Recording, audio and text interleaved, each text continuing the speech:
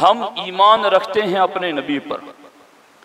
हम सहाबा किराम अबू बकर, उमर, उस्मान व अली, हसनैन करीमैन, तलहा व जुबैर, साद व सईद, इन तमाम के अकीदतमंद, इनसे प्यार करने वाले। हम गौसो ख्वाजा और अकाबिर औलिया सूफिया सालिहीन को मानने वाले। मौत एक ऐसा दरवाज़ा है जिससे बंदा गुजरता है तो इन अजीम शख्सियतों का दीदार करता है कि वो वली जो सब कुछ छोड़कर जंगलात में पत्ते खाकर गुजारा करता है और हक हू की ज़रबे लगाता है, और दूसरी तरफ वो वली जो बच्चों में रहता है, मियाँ बीवी साथ में रहते हैं, हुकूक अदा करते हैं, तो वो जो सब कुछ छोड़ करके हक हू करता है, उससे अफजल वो है जो खानदान में रह करके हुकूक अदा करता है। हमारे मनसब, हमारी बड़ाई, हमारी डिग्रियां, हमारा दुनिया का माल कमाना, क्या ये सारी चीजें दीन की राह में रुकावट बनी हुई है? तो तौबा करो, जल्द वापस आओ अल्लाह की बारगाह में। और अगर ऐसा नहीं है तो खुशकिस्मत हो। मैं ऐसे कई लोगों को जानता हूं जिनको अल्लाह ने बहुत नवाजा, मगर उनका फर्ज तो क्या, उनकी सुन्नतें भी नहीं छूटती। एक तरफ कुरान की ये आयत लिखी थी, फला तहसबन्नल्लाह गाफिलन अम्मा यअमलु ज़ालिमून। इसका तर्जुमा यह है कि जालिम लोग अपने करतूतों से अल्लाह को गाफिल ना समझना। और दूसरी तरफ कुरान की आयत लिखी थी, वसयअलमुल लदीना ज़लमू अय्य मुनक़लबिन यनक़लिबून।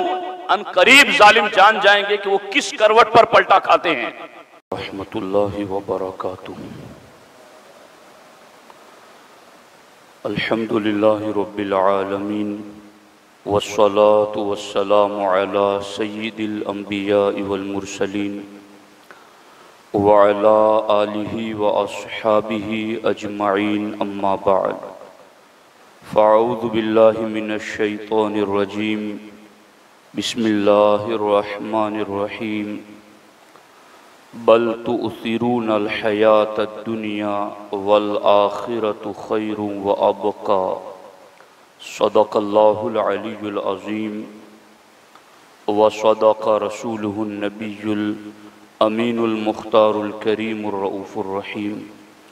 इंतहाई एहतराम व अक़ीदत के साथ हुज़ूर सय्यिदुल मुरसलीन, ख़ातमुल अंबिया, शफ़ीउल मुज़निबीन, रहमतुल लिल आलमीन, ख़ातमुल मासूमीन, राहतुल आशिक़ीन, सल्लल्लाहु तआला अलैहि व आलिहि व अस्हाबिहि व बारक व सल्लमा की बारगाह में अपनी ग़ुलामी का सबूत दें, और जिस तरीक़े से मैं पढ़ाऊँ मेरे साथ मिलकर हुज़ूर दिल के साथ नज़राने महब्बत पेश करें। अस्सलातु वस्सलामु अलैका या रसूल अल्लाह, अस्सलातु वस्सलामु अलैका या हबीब अल्लाह, अस्सलातु वस्सलामु अलैका या नबी अल्लाह, व अला आलिका व अस्हाबिका या नूर अल्लाह, सल्लल्लाहु तआला अलैहि वसल्लम। दोस्तान मोहतरम, कुरान मजीद की जो आयत तैयबा पढ़ने का मैंने शरफ़ हासिल किया, इस आयत और दीगर कई आयतों का मफ़हूम ये है कि अल्लाह रब्बुल इज़्ज़त ने कुरान मजीद में अपने बंदों के सामने दो किस्म की ज़िंदगियाँ पेश की हैं। एक वो ज़िंदगी जिसे दुनिया की ज़िंदगी कहते हैं, और एक वो ज़िंदगी जिसे आखिरत की ज़िंदगी कहते हैं। कुरान मजीद में दुनिया की ज़िंदगी को खेल तमाशा करार दिया गया। कुरान मजीद में दुनिया की ज़िंदगी को फ़ानी और ख़त्म हो जाने वाली करार दिया है। और कुरान मजीद में आखिरत की जिंदगी को जिंदगी गुजारने के काबिल ठिकाना करार दिया, और कुरान मजीद में आखिरत की जिंदगी को वला दारुल आखिरती खैरुल लिल्लदीन तक़ौ के आखिरत का घर परहेजगारों के लिए बेहतर है, और आखिरत की जिंदगी को खैरू व अबका यानी सबसे ज्यादा बेहतर और सबसे ज्यादा बाकी रहने वाला घर आखिरत का घर है। यूं कुरान में अल्लाह रब्बुल इज्जत ने हमारे सामने एक दुनिया की जिंदगी रखी, एक आखिरत की जिंदगी रखी, और हमें फिर अल्लाह के रसूल अलैहिस्सलातु वस्सलाम ने इस दुनिया की जिंदगी के हवाले से ये भी बताया कि अद-दुनिया सिजनुल मोमिन, कि दुनिया मोमिन के लिए कैद खाने की तरह है। फ़इदा फ़ारक़त दुनिया फ़ारक़ सिजन, जब दुनिया छोड़ता है तो वो कैद खाने से आजाद होता है। एक तसव्वुर यहां पर है जिसको तवज्जो से सुनने की जरूरत है। हम ईमान रखते हैं अपने नबी पर, हम सहाबाए किराम अबू बकर, उमर, उस्मान, अली, हसनैन करीमैन, तलहा व जुबैर, साद व सईद, इन तमाम के अकीदतमंद, इनसे प्यार करने वाले, हम गौसो ख्वाजा और अकाबिर औलिया सूफिया सालिहीन को मानने वाले। मौत एक ऐसा दरवाजा है जिससे बंदा गुजरता है तो इन अजीम शख्सियतों का दीदार करता है। इसीलिए हमारे नबी ने फरमाया अल मौतु तोहफतुल मोमिन, के मौत मोमिन के लिए एक तोहफा है। चूंकि ये तोहफा जब उससे को बंदा पाता है तो फिर उनसे मुलाकात करता है जिन जिंदगी भर जिनकी याद में वो मस्त अलस्त रहता था। तो आखिरत की जिंदगी बाकी है, हमेशा की है, और उसी जिंदगी को संवारने का हमें कुरान और सुन्नत में हुक्म दिया गया है। हम जिस मजहब के मानने वाले हैं उसमें रहबानियत नहीं है, सन्यासीपन इस्लाम में नहीं है कि तुम घर बार छोड़ दो, बीवी बच्चों को छोड़ दो और नफ्स कशी करो, मुजाहिदात करो। इस्लाम इसकी तालीमात नहीं देता कि ये सारा कुछ छोड़ के यूं करो, हुकूक छोड़ करके यूं करो, बल्कि बाज़ाब्ता इस्लाम ने इस बात की तालीमात दी हैं कि वो वली जो सब कुछ छोड़कर जंगलात में पत्ते खाकर गुजारा करता है और हक हू की ज़रबे लगाता है, और दूसरी तरफ वो वली जो बच्चों में रहता है, मियाँ बीवी साथ में रहते हैं, हुकूक अदा करते हैं, तो वो जो सब कुछ छोड़ करके हक हू करता है उससे अफजल वो है जो खानदान में रह करके हुकूक अदा करता है। तो क्या मतलब कि ये दोनों जिंदगियां हमारे सामने, आखिरत की जिंदगी आबाद करने का इस्लाम ने हुक्म दिया, मगर यूं नहीं कि दुनिया सब कुछ छोड़ छाड़ करके उसको आबाद करो, बल्कि तरीका इस्लाम ने ऐसा दिया कि दुनिया ही तुम्हारी दीन बन जाए। अगर तुम दुनिया ही शरीयत के मुताबिक गुजारो तो फिर वो दुनिया दुनिया नहीं बल्कि वो दुनिया भी तुम्हारी दीन बन जाती। लेकिन यहां जो बात मैं समझाना चाहता हूं वो ये है कि कई मुसलमान ऐसे आप भी देख रहे होंगे, हम भी देख रहे हैं, जो दुनिया तलबी में दुनिया के पीछे इतने बिजी, इतने मसरूफ और मशगूल हो गए कि उन्हें दीन की कोई परवाह और फिक्र नहीं, यानी किसी और के दीन की नहीं, अपने वजूद में दीन को दाखिल करने की कोई फिक्र नहीं।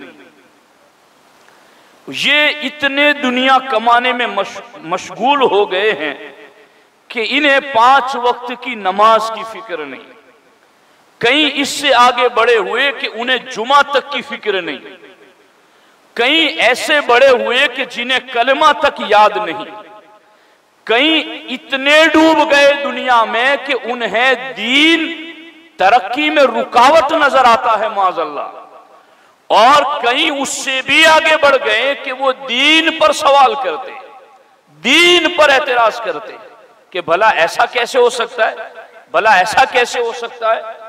तो ऐसी दुनिया में जो लोग डूब जाते हैं फिर उनका अंजाम बहुत बुरा होता है। जो दीन छोड़कर दुनिया की तरफ जाते हैं, मैं उस पर आज चंद मिसालें और फिर अहले बैत अतहार का किरदार उस पर आपको के सामने रखना चाहता हूं। कौम आद का नाम आपने सुना होगा। आद जिनके नाम पर कौम आद बनी, उनके बेटों में एक बेटे का नाम शद्दाद था और वो बड़ा मशहूर बादशाह गुजरा है। उसने अपने मातहत कई बादशाहों की बादशाहत को शामिल कर लिया और बड़ी सल्तनत का बादशाह बन गया। चूंकि उसने आसमानी किताबों में या नबियों के जरिया जो बातें पहुंची थी उसमें उसने जन्नत का जिक्र सुन रखा था, तो उसने दुनिया में जन्नत बनाने का प्लान किया। ये मैं हिकायतें, ये कुरान सुना रहा हूं और इसको सुनते हुए हर एक बंदा, मैं बोलते हुए अपने दिल पर नजर रखता हूं कि मेरी अपनी हालत क्या है। आप सुनते हुए हर एक शख्स अपनी हालत पर गौर करे कि मैं किस सम्त में जा रहा हूं।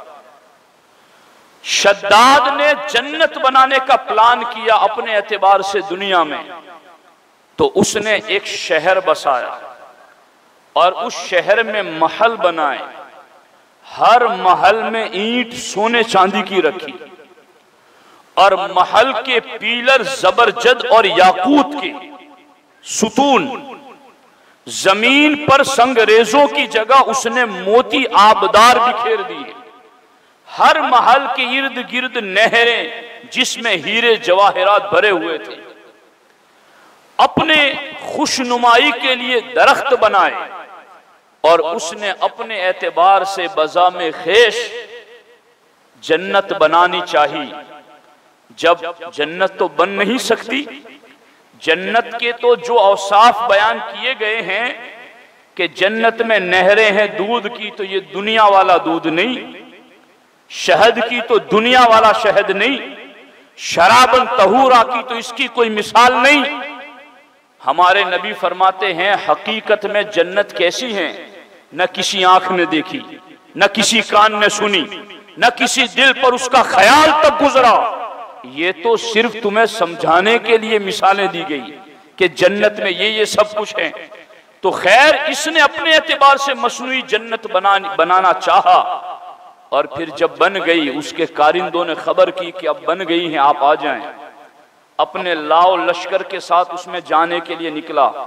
गौर करना कुरान की उन आयतों के मफहूम पर जो मैं पहले बता चुका हूं कि एक दुनिया की जिंदगी, एक आखिरत की जिंदगी।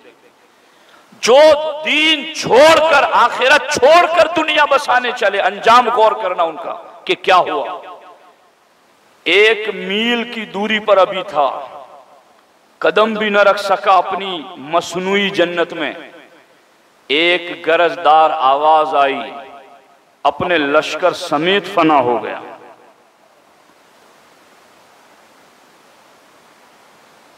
कारून, रब फरमाता है व आतैनाहु मिनल कुनूज लतनू बिल उस्बती उलिल कुव्वा, कि कारून को हमने इतने खजाने दिए थे, लतनू बिल उस्बती उलिल कुव्वा, के ताकतवर जमाअत जवानों की उसके खजानों की कुंजियां उठाती तो उनकी कमरें टेढ़ी हो जाती।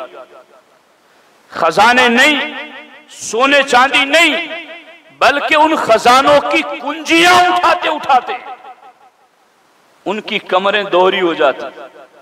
लेकिन सिर्फ दुनिया थी, तो रब ने कुरान में फरमाया फखसफना बिही व बिदारिहिल अर्द, हमने उसके सारे खजानों समेत उसके घर को भी जमीन में धंसा दिया।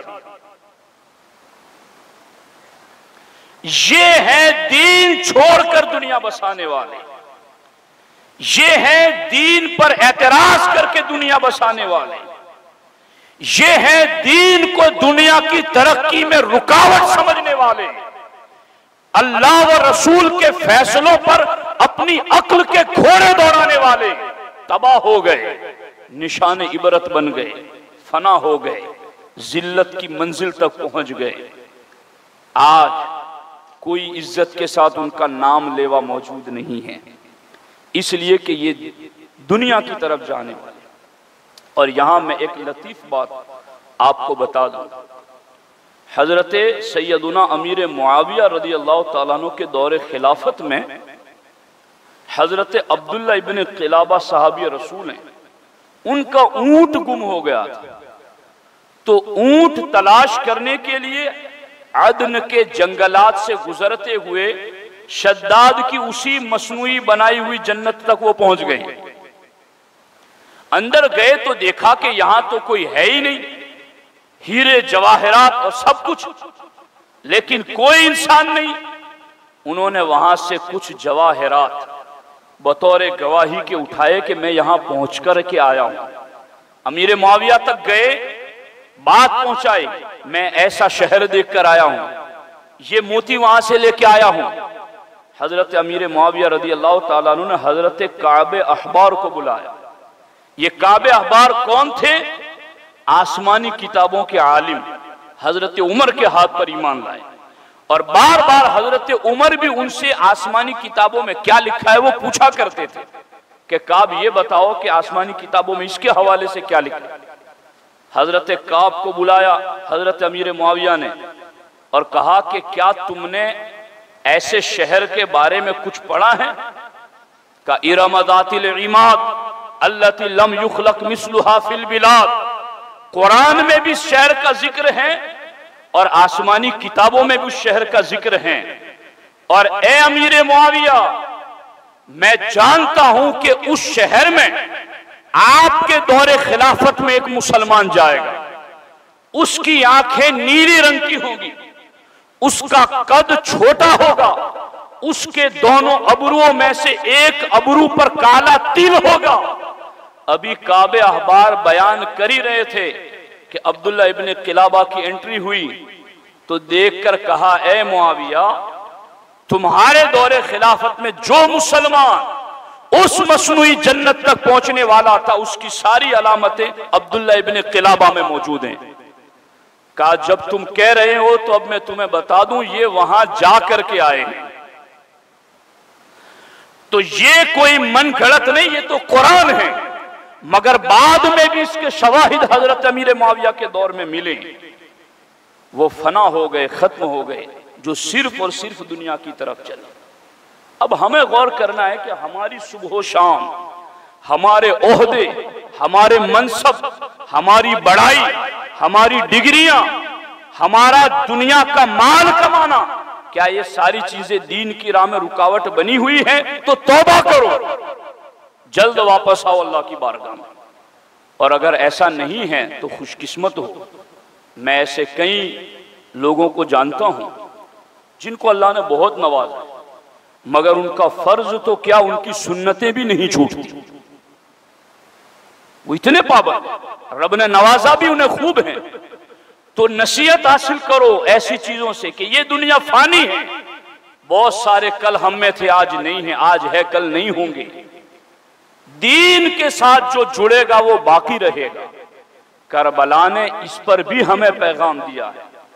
गौर करना, यजीद ने अपनी सल्तनत बचाने के लिए, अपनी दुनिया बचाने के लिए, जब उसे लगा कि कूफा में 40,000 लोग हजरत सैयदुना मुस्लिम बिन अकील रदी अल्लाह ताला अन्हु के हाथ पर बैअत कर चुके हैं, तो उसने बसरा के गवर्नर उबैदुल्लाह इब्न जियाद को खत लिखा कि तू किसी तरह मुस्लिम बिन अकील को रोक दे।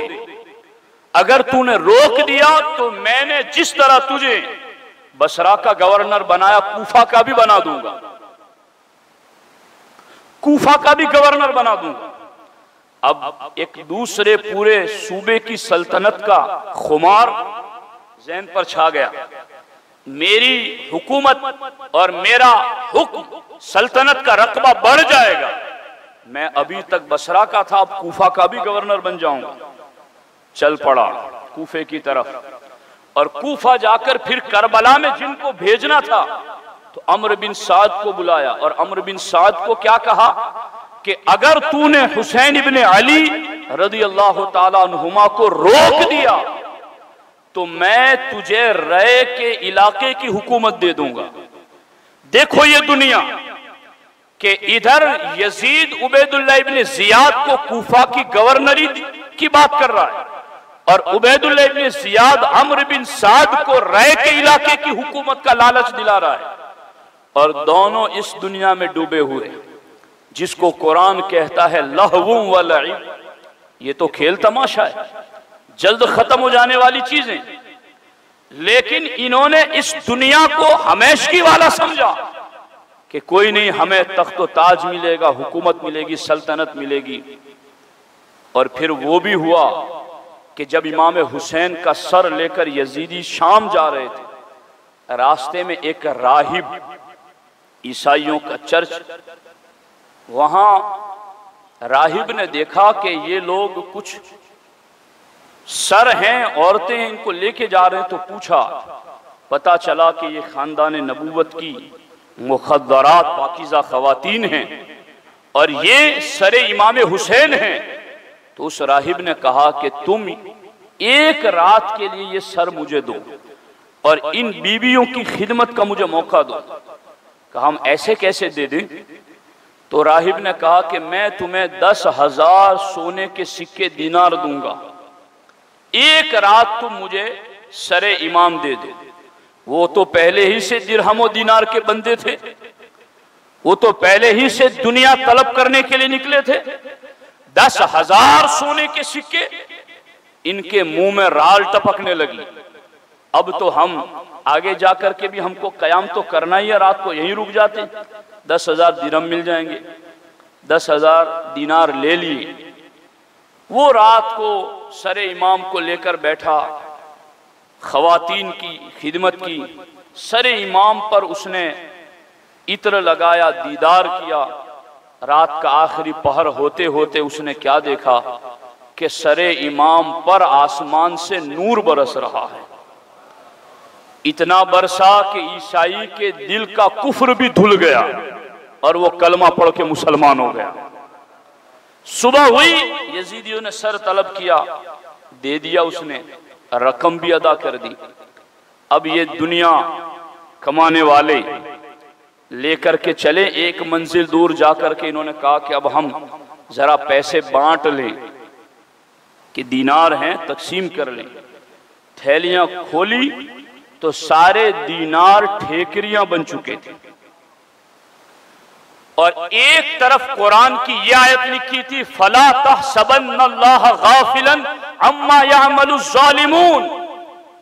इसका तर्जुमा यह है कि जालिम लोग अपने करतूतों से अल्लाह को गाफिल ना समझना। और दूसरी तरफ कुरान की आयत लिखी थी, वसयअलमुल लदीना ज़लमू अय्य मुनक़लबिन यनक़लिबून। अनकरीब जालिम जान जाएंगे कि वो किस करवट पर पलटा खाते हैं।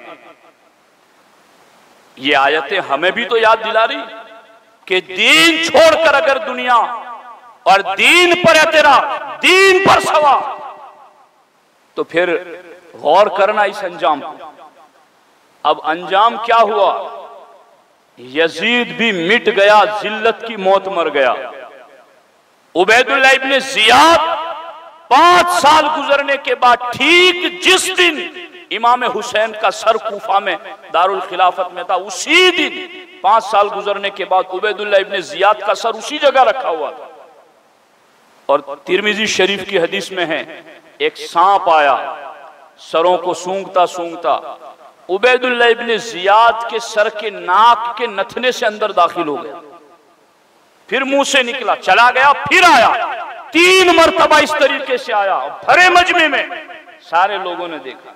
ये है दुनिया का जलील तरीन मकाम, जो दीन छोड़कर दुनिया के पीछे भागते हैं। यजीद मिट गया, उसकी सल्तनत मिट गई, उसके कारिंदे मिट गए, मगर हुसैन इब्ने अली आज भी जिंदा है, मिंबरों पर जिंदा, कुरान के पारों में जिंदा, हर आशिक के सीने में जिंदा। ये पैगाम है इस चीज का कि जिन्होंने सिर्फ दुनिया बसाई उनका अंजाम देख लिया। कारून का देखा, शद्दाद का देखा, उनके साथ यजीद का देखा, और दीनदार और दीन